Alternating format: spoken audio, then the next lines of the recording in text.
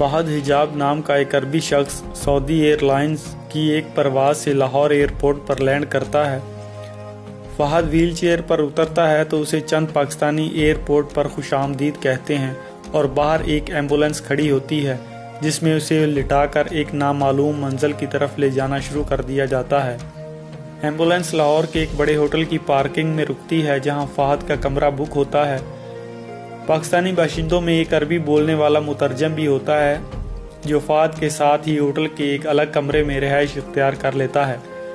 پاکستان کی خفیہ ایجنسیز جب فہد حجاب کو ایئرپورٹ سے ویل چیئر پر باہر آتے دیکھتی ہیں تو انہیں کچھ شک گزرتا ہے کہ یہ فہد نہ تو پاکستان بزنس کے سلسلے میں آیا ہے اور نہ ہی یہ سیاح ہو سکتا ہے کیونکہ اس کی تو اپنی حالت اتنی ٹھیک نہیں ہے اور ویل چیئر پر یہ بیٹھ کر باہر آ رہا ہے۔ FIA-IB کے افسران فہد حجاب کا پیچھا کرتے ہیں تو ایئرپورٹ پر کھڑی ایمبولینس ان کے شک کو اور تقویت دیتی ہے۔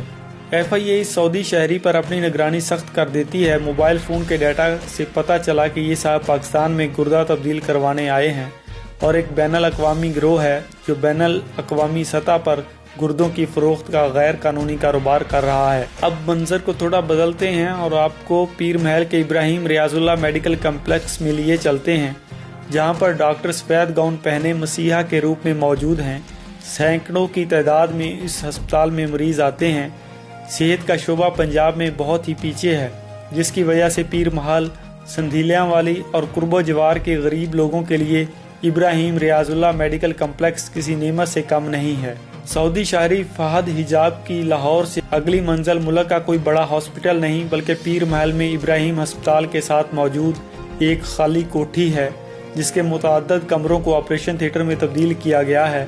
ابراہیم ہاسپٹل میں ایک نیفرالوجسٹ یعنی ماہر امراض گردہ ڈاکٹر محمد شاہد کی سربراہی میں ابراہیم ہسپتال کے دیگر معاون عملہ کی مدد سے غیر ملکیوں کو غیر قانونی طور پر گردے ٹرانسپلانٹ کر رہے تھے۔ یہ گھناؤنا کاروبار ایک بڑے عرصے سے چل رہا تھا جسے چودھری محمد سرور کے دو سگے بھانجے کشف ریاض اللہ اور نجف ریاض اللہ چلا رہے تھے۔ اس فعل کا سب سے گھناؤنا پہلو یہ ہے کہ جو عورتیں زچگی کے لیے ابراہیم ریاض اللہ میڈیکل کمپلیکس میں آتی تھیں تو گائناکالوجسٹ یعنی پھر یہ رپورٹ کشف ریاض اللہ اور نجف ریاض اللہ کو بھیج دی جاتی۔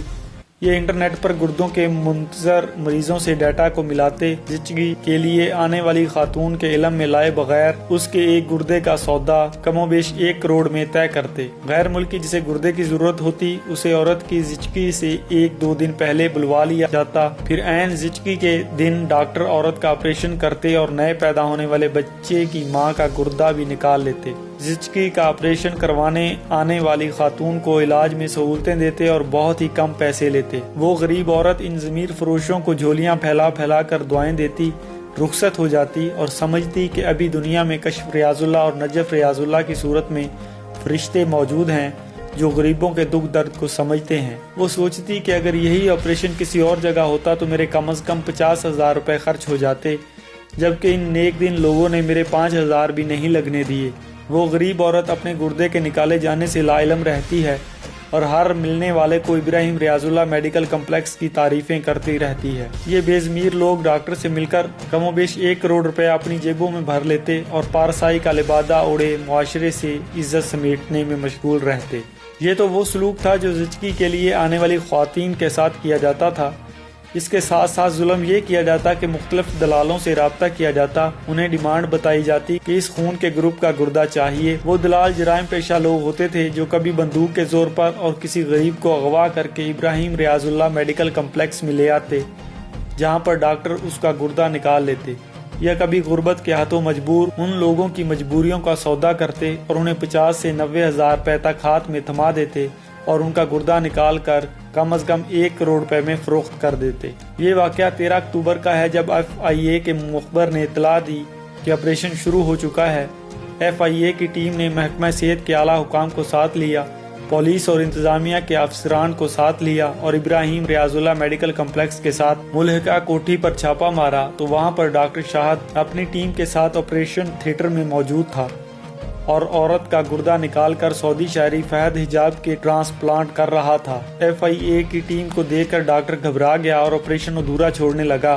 لیکن FIA اور محکمہ صحت کی ٹیم نے کہا کہ اس پروسیجر کو اب مکمل کرو، لیکن ڈاکٹر شاہد کے ہاتھ کانپنے لگے اور وہ بار بار کہتا رہا کیا مجھ سے نہیں ہوتا۔ یہ کیسا مسیحا کے روپ میں شیطان تھا کہ جب غریبوں کے گردے نکال رہا تھا، وہ لوگ جن کے پاس بیچنے کو ان کے جسم کے اعضاء کے علاوہ کچھ نہ تھا، جب ان کے گردے نکالتا تھا تب اس کے ہاتھ نہیں کانپے، لیکن جو ہی FIA کے افسران کو دیکھا تو ہاتھ کانپنے لگے۔ جب پھٹے پرانے کپڑوں میں ملبوس بے ہوش لوگ اس ڈاکٹر کے سامنے اسٹریچر پر لٹائے جاتے، تب ان کی شکلیں دیکھ کر اس ظالم کو ترس نہ آیا۔